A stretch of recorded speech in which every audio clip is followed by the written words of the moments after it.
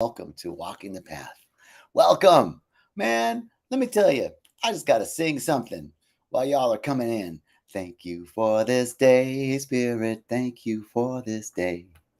Thank you for this day, this beautiful day. Thank you for my life, Spirit. Thank you for my life. Thank you for my life, Spirit, my beautiful life. Thank you for my friends, Spirit. Thank you for my friends. Thank you for my friends, my wonderful friends. I said, thank you. I want to thank you. Thank you. I want to thank you. Thank you. I want to thank you. Thank you. Thank you. Thank you. Welcome, welcome, welcome to Walking the Path. I'm so grateful you guys are here. Thank you. Hey, Diego. Welcome, Julie. Welcome, everyone. Thank you for coming in. I'm so grateful. I'm so grateful. I'm so thankful. I'm so grateful and so thankful. Blessed beloveds. Yes, indeed. Namaste. Namaste from India. Thank you, man. Welcome from India. Ooh. I'm so grateful you guys are joining in. I have to say that this topic today has really been on my heart. There's nothing to fear. And where this is coming from. So let's start. First, I am so grateful for my life. I'm so grateful. I hope you guys are grateful. Bonjour, Julie. Hello. Hi, Julie. Bonjour. Bonsoir. Oh, I'm sorry. Good evening to you, Julie. It's evening where you are. Um, so, wow.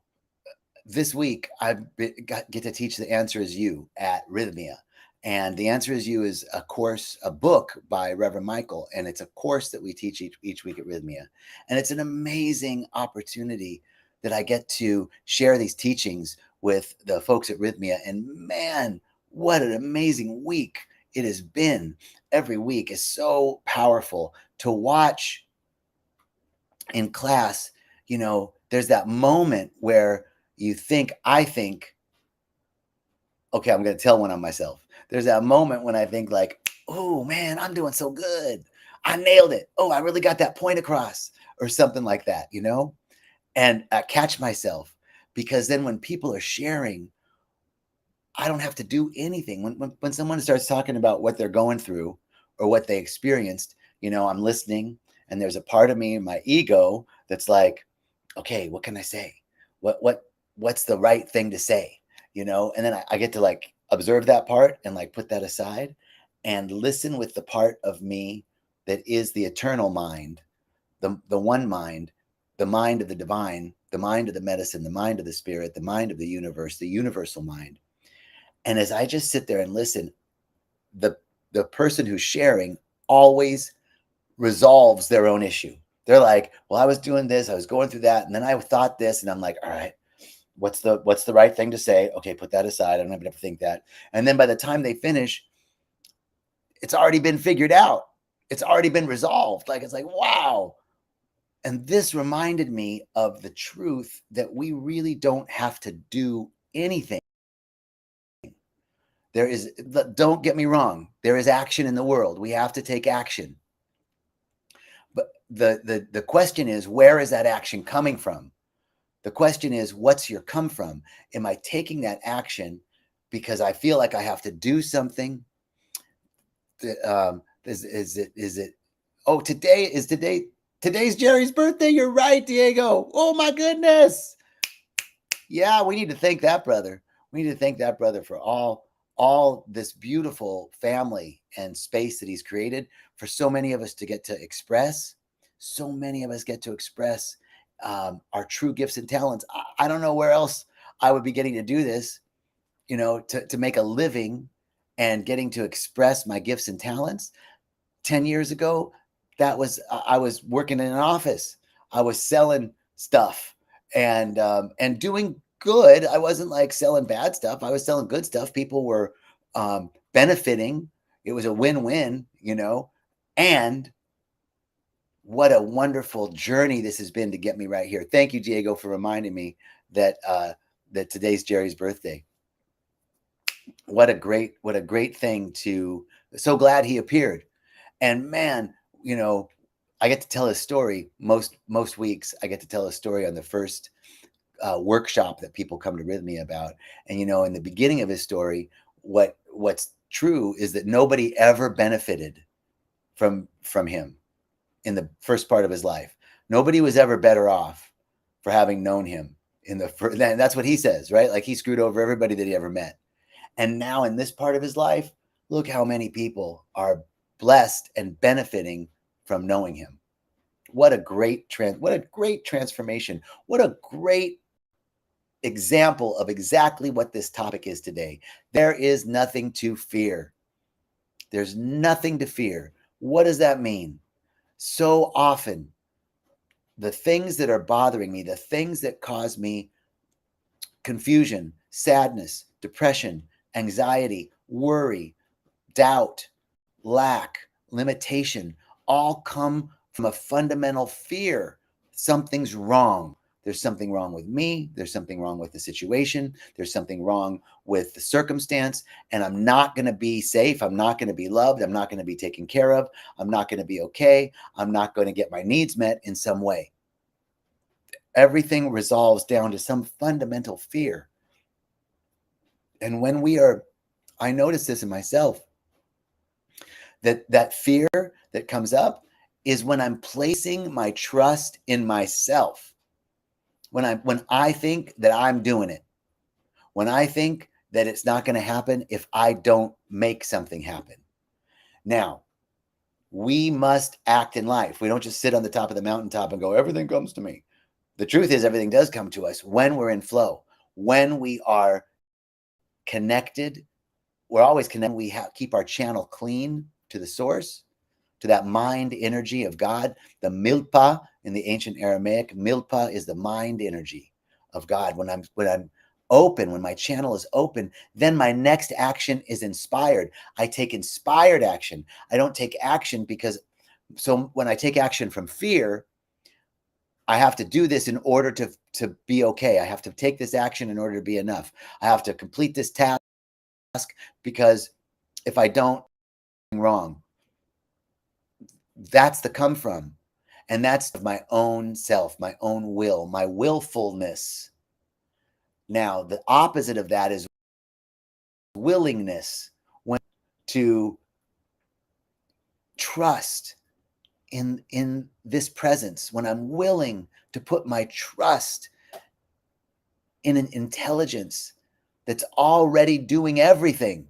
This intelligence, it's already spinning the planet right now without human compulsion. It's already, the sun rose already. The waves are waving already. My food is digesting already. My cells are reproducing already. All this stuff is happening. The trees are photosynthesizing already.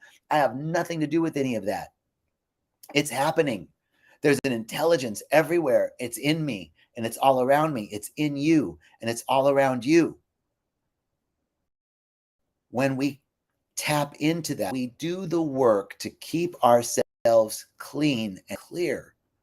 Then from that wholeness that's within us, the next right thing to do comes out of inspiration. And the word inspiration from the Latin is inspire, which is the breath of God.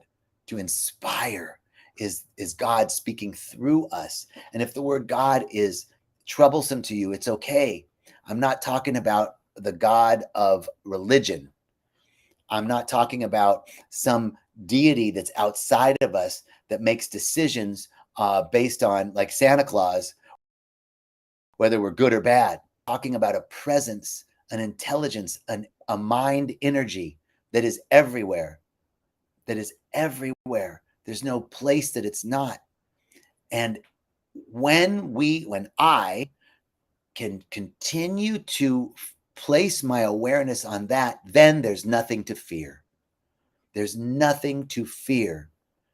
And when I step into that, because everything else is an illusion, and I place my trust in illusions, when I place my trust in illusions, the illusion that I can make something happen, the illusion that it's not going to happen if I don't do it, the illusion that whether that illusion is a pill, clothing, being liked, any aspect, so many things that we place our trust in.